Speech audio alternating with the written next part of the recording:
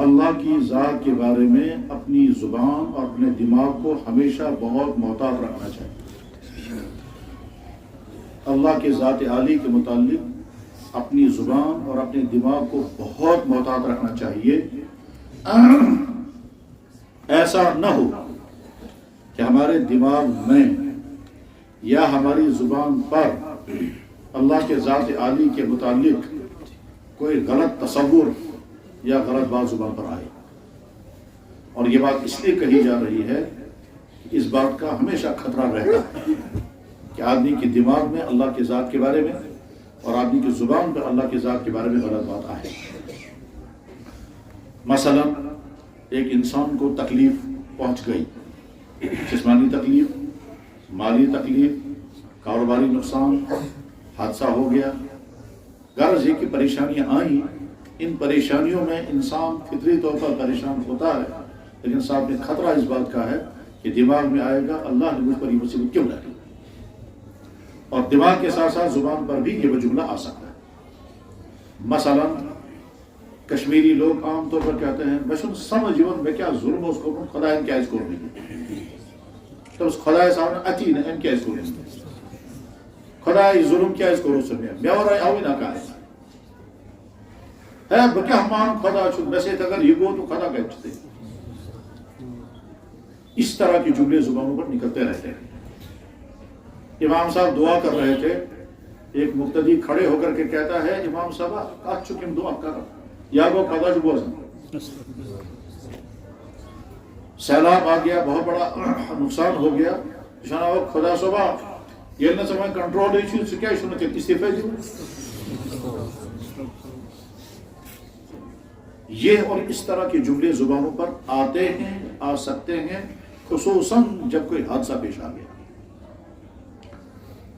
تو جواب یہ ہے کہ پریشانیاں، مصیبتیں، حادثے دنیا میں ہر انسان کے ساتھ آ سکتے ہیں۔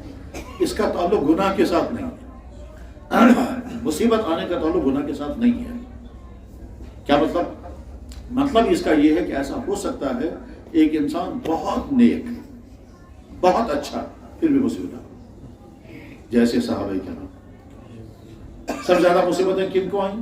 صحابہ کرام۔ اور صحابہ کرام سے بھی زیادہ مصیبتیں کن کو آئیں؟ اللہ کے رسول علیہ الصلوۃ والسلام۔ تو اس لیے ہم فوراً فیصلہ نہیں کرنا چاہیے بشن سمجھ جیون میں کیا گناہ اس کروں خدا کیا اتروں میں یہ مصیبت نہیں۔ تو ایک اپنی دماغ کو کنٹرول میں رکھنا چاہیے، کبھی بھی اللہ کی ذات کے بارے میں غلط خیالات نہیں آنے چاہیے۔ اس وقت سمجھنا چاہیے اللہ مالک ہے، اللہ کا حق ہے جو چاہے سو کرے۔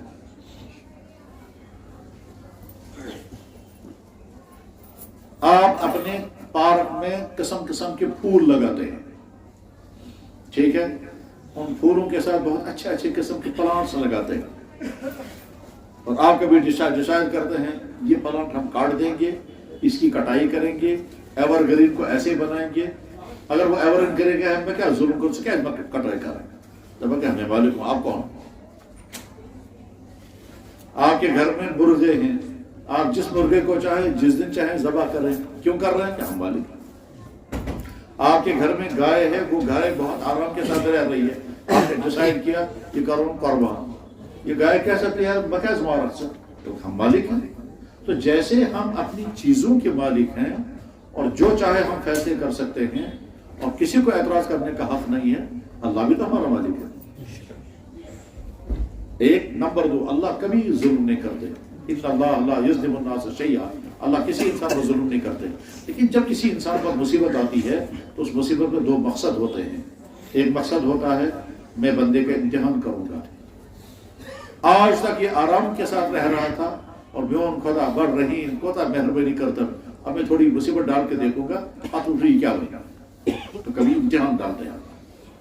وَلَا نَبْلُوَنَّكُمْ بِشَيْءٍ مِّنَ الْخَوْفِ، میں ضرور تمہیں آزماؤں گا، خوف، پریشانی، نقصان، بھوک، بیماری، حادثہ، میں دیکھوں گا صبر کرو گے کہ بے صبری کرو گے۔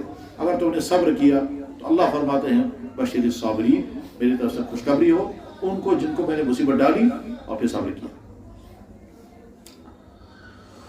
اللہ اکبر، اللہ، مجھے عجیب دعا یاد آ گئی. جناب رسول اللہ صلی اللہ علیہ وسلم نے دعا کی، یا اللہ آپ نے مجھ پر مصیبت ڈالی تاکہ میں صبر کروں. شکوہ نہیں کیا مصیبت کیوں ڈالی، کہا یا اللہ آپ نے مجھ پر مصیبتیں ڈالی تاکہ میں صبر کروں. میں صبر کر نہ سکا، پھر بھی آپ نے مجھے رسوا دی. شکوہ نہیں کر رہے ہیں خدا سے کہ تم نے مصیبت، کہتے ہیں صبر کا امتحان دے رہے تھے. تو اللہ کے نبی سے بڑا صابر دنیا میں کون ہے، لیکن پھر بھی کہہ رہے ہیں بے حکم نہیں تھے، امپت ہے. اللہ اس دعا میں اللہ کے نبی نے فرمایا یا اللہ آپ نے مجھے نعمتیں عطا کی تاکہ میں شکر کروں، میں شکر کر نہ سکا، پھر بھی آپ نے مجھ سے نعمتیں نہیں چھین.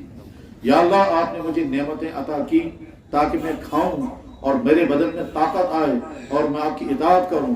میرے بدن میں طاقت آئی مگر میں آپ کی اطاعت کر نہ سکا، پھر بھی آپ نے مجھے ذلیل نہیں کیا. یہ اللہ کے نبی نے دعا کیا، الحزب العظم میں موجود ہے. تو خیر میں یہ عرض کر رہا تھا کہ جب خدا نہ خواستہ مصیبت کبھی آئے اور ذہناً تیار رہنا ہے، کبھی نہ کبھی کوئی نہ کوئی مصیبت ضرور آئے گی. صحت کے اعتبار سے، مالیات کے اعتبار سے، گھر کے اعتبار سے. ہو سکتا ہے آپ کو پریشانیاں آئیں والدین کی طرف سے، بیوی بچوں کی طرف سے، پڑوسیوں کی طرف سے، رشتہ داروں کی طرف سے، دفتر کے ملازموں کی طرف سے، افسر کی طرف سے، کسی اور کی طرف سے مصیبتیں آ سکتی ہیں. اس وقت مصیبت کا مقابلہ کرتے کرتے دماغ یا زبان سے اللہ کے متعلق غلط کمنٹس بات مت کرنا. ایک صحابی کا نام ہے خباب بن ارت رضی اللہ تعالیٰ عنہ. ان کو پیٹ میں تکلیف تھی. یہ پیٹ کی تکلیف کیا تھی واللہ عالم، لیکن تھی اور ساری زندگی تکلیف رہی. بار بار اللہ کے نبی علیہ السلام کی خدمت میں آ کر کہتے تھے یا رسول اللہ مجھے اجازت دے میں خودکشی کروں. بار بار مجھے اجازت دے میں خودکشی کروں گا. اب نہیں برداشت ہوتی ہے تکلیف. بخاری میں بھی حدیث ہے، ترمذی میں حدیث کے تمام کتابوں میں ہے کہ خباب بن ارت نے حضور سے درخواست کی یا رسول اللہ مجھے اجازت دیں، میں تکلیف بہت زیادہ ہے، میں برداشت نہیں کر سکتا، میں خودکشی کروں گا. اللہ کے نبی صلی اللہ علیہ وسلم نے سختی سے منع کیا، ہرگز نہیں. ٹھیک، اس کو بہت تکلیف تھی. صحابہ نے تصور کرے تو کوتا تکلیف ایسے سخت تکلیف تھی. اس تکلیف میں ان کو کسی نے بتایا کہ آپ کا علاج یہ ہے کہ آپ لوہا گرم کر کے پیٹ میں لگاؤ. تو شستر لوہا راڈیں گرم کر کے پیٹ میں لگائی اور سارا پیٹ جلا دیا، مگر تکلیف دور نہیں. جب جناب رسول اللہ صلی اللہ علیہ وسلم کا معلوم ہوا کہ انہوں نے اس طرح سے علاج کیا، اس زمانے میں ایک علاج یہ بھی ہوتا تھا، یہ اس زمانے کی تھراپی تھی. آج کی تھراپی ہے، اس زمانے کی تھراپی تھی شستر گرم کرت لاگو. اور جیسے آج بھی جانوروں کو لگاتے ہیں، سنا لگا جانور، اس کی وجہ سے جانور کی طبیعت میں تبدیلی آ جاتی ہے.